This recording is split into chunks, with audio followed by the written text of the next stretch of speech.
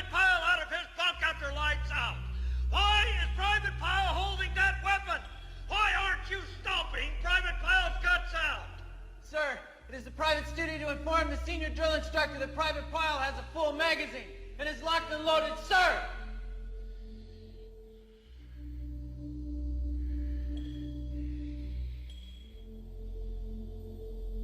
Now you listen to me, Private Pyle, and you listen good. I want that weapon, and I want it now. You will place that rifle on the deck at your feet and step back away from it.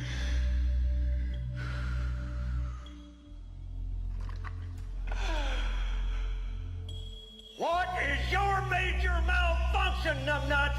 Didn't Mommy and Daddy show you enough attention when you were a child?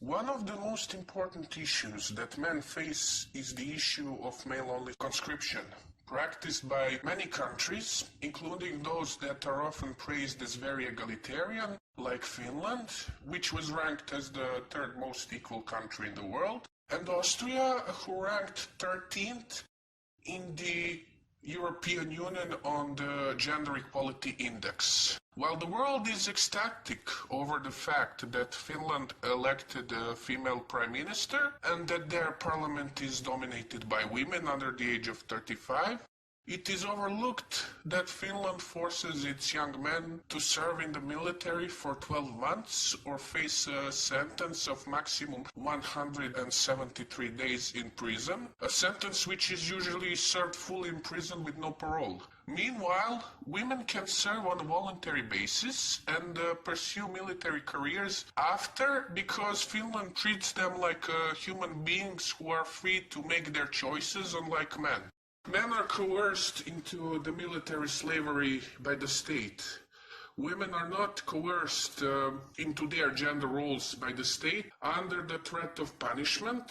Now, if Finland, or any other country for that matter, tried to enforce women into fulfilling their God-given role as natural caregivers trademark, destined to never step out of their home without a man's permission and cram out kids like Pez dispensers, there's no way in hell this country would be ranked as third most egalitarian country. Since people don't value men as human beings, this same standard is not applied to them. In Norway, who eventually became the first European country and NATO member to have a compulsory conscription for both men and women by introducing female conscription in 2015, feminist groups protested against equal conscription, showing the similar trend of supposed gender egalitarians being satisfied with men facing this legal discrimination. One common argument I've seen among radical feminists for overlooking the equality when the male sex is the one at disadvantage is the argument that it is men who make wars. By this point, it should be obvious that gender equality to a lot of people only means placing more women in the positions of power, which is deemed as something inherently good by the virtue of their golden uterus, as opposed to addressing legal discriminations which affect one group who have no say, since in this case women are not barred from politics while men are placed in the position where they can accept their one-sided military slavery or face the prison sentence, which would be the concern of people who actually value gender equality. It is also worth noting that some countries have the alternative quote-unquote civil service, where men can perform cheap labor for less than a minimum wage, which is the same form of legal discrimination and male exploitation, where men have to perform forced labor for less than a minimum wage, as opposed to choosing to spend their time studying at the university or working and saving with a full salary. Now, to further illustrate how male mandatory service places men in a position of disadvantage over women. I'll use Switzerland here as an example. This country has a mandatory conscription for men and only a voluntary service for women. If a man is not fit for military service, he is required to pay 3% extra tax until the age of 30, which is known as military exemption tax, from which women are exempt. On September 22nd, 2013, a referendum was held on whether the conscription should be kept, with over 73% of the electorate voting against, thus showing support for conscription. Swiss women who had no military obligation but were given the voice on the matter chose to keep it mandatory to men, thus maintaining discrimination against all men, able-bodied and not fit alike. At this point, all that is left for men is to organize and fight for their best interest in mind, the way women do. It is clear that women are too preoccupied with stuff like protesting to have tampons exempt from taxation than to protest the legality of male genital mutilation or male-only conscription. So this is a class action lawsuit brought to end the tampon tax here in New York State. And it was filed in New York Supreme Court, right here in New York City. And the arguments in the case are really twofold. New York, like 40 other states in the country, charges a tax on tampons and sanitary pads. And the goal of the case is to end that because that is discriminatory against women who have to buy these products every month. And the two arguments we make in the case are, one, that under New York law, these products should be treated as tax-exempt medical necessities. New York law already exempts a whole long list of medical necessities, everything from bandages and gauze to Rogaine, dandruff shampoo, and chapstick. And the second argument is that this is really a violation of the Equal Protection Clause of both the New York State Constitution and the federal Constitution, because it's a tax on women for being women.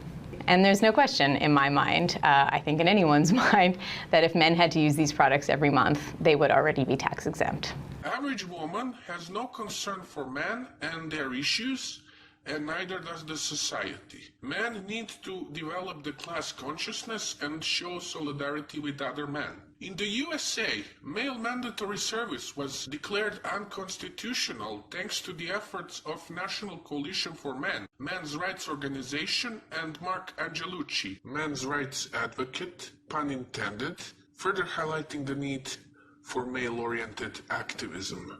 Your Honors, I have to sometimes restrain myself when I hear anybody say that there is no harm going on when somebody is forced to be an on-call warrior for the state because of their gender. Now, in this situation, we're not just talking about equal protection. Men are subjected to fines, prison. Men are can't get federal jobs. They can't get federal loans. And in Elgin versus Bush, we've seen where men actually did lose their federal jobs. Well, you don't have any plaintiff who didn't register. No. At least you don't say you do. I'm sorry? You mean if they didn't register? In the Elgin versus Bush case that we cited in our briefs, there were men who lost their federal jobs years later in life because they hadn't registered when they were young. One of them was homeless. But you don't allege that you have any members who, although subject to the requirement, are refusing to register because they don't. That's correct. But let's also look at what happens. It's not just that they've registered. They have to continuously report their whereabouts, where their residences, to the government for 6 years. That's not just a matter of registering. To suggest that Lesmeister doesn't have standing just because he's already registered completely ignores that fact. That he has to continuously report. And in fact, the lower courts in the Roster case acknowledged that, and they completely threw out the argument that there was no ripeness. Since the issue of male-only conscription is so widespread, I want to use this opportunity to ask those who are pro-male in my audience to sign and share the petition to ban conscription in Russia, which was made in the aftermath of the incident where one young conscript shot 8 fellow conscripts who hazed him and allegedly threatened to rape him. This petition has around 84,450 signatures, and it's still going. Signing this petition helps in creating male solidarity, which is very important. Imagine if all those men conscripted in all those bloody wars during the last century had enough awareness and class consciousness not to fight each other in wars and drop their weapons instead. This young conscript felt like he had no other choice in the matter of how to deal with hazing than to kill those conscripts who kept initiating the abuse, while the military heads kept denying that the notorious hazing problem in the Russian military exists. It's time that we, as men, unite and stop being apathetic to the plight of other men and generate our own momentum. With the help of a Google translator, I've managed to translate the text in the petition for those who are interested, but since I'm not a Russian, take it with the grain of salt. Anyway, here it is. Cancel compulsory military service in Russia. Can you imagine an engineer coming to work being beaten by his supervisor, or a teacher who comes to teach kids and ends up scrubbing the toilet bowls instead? Why is the conscription service currently not an honorable duty, but a mockery of ordinary citizens?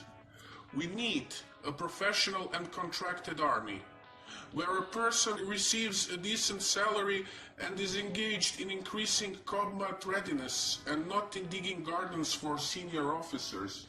Last week alone, one conscripted soldier shot 8 people and another hanged himself in the office of the military unit's commander. I do not want my son to serve on the call. I do not want soldiers to die in the peacetime. And if you support the creation of a professional army and the abolition of conscription services, then sign the petition. Anyway, signing this petition takes less than a minute. We can also spread it by sharing it via social networks, informing people of this problem, or by a small donation for those who can spare some money and are willing to donate. Before I end up this video, I just want to inform people that I have created another server called Pro-Male Action. The idea behind this server, like the name suggests, is to focus on building an actual movement in the real life that is not confined to being another internet phenomena, and creating actual changes. Other goals of this server is to keep the focus on the male issues and add different perspectives on the issues men face and cultural differences. We would like to see and hear perspectives of men from other parts of the world where English is not the main language, like Eastern Europe, Asia, or the so-called Third World countries. The membership in this server is not mutually exclusive to the membership of the Pro-Male Collective server, and I have already invited some members to join and help in creating this new additional space, but I'd also like to add that I like for it to be its own space with slightly different approach that sticks to the core of the pro-male ideology. If you are one of those people who are interested in pro-male collective actions and activism and not just joining in for the sake of joining in, then this is the place for you. Anyway, that's it for this video. Thanks for watching. Try to stay calm, Benny. No, I'm tired of being calm. Calm never got me a damn thing. I'm warning you, Benny, if you don't stop this, I'm going to call the police. You go ahead, call them! Call anybody you want. They can't do anything to me. Not anymore, and nor can any of you.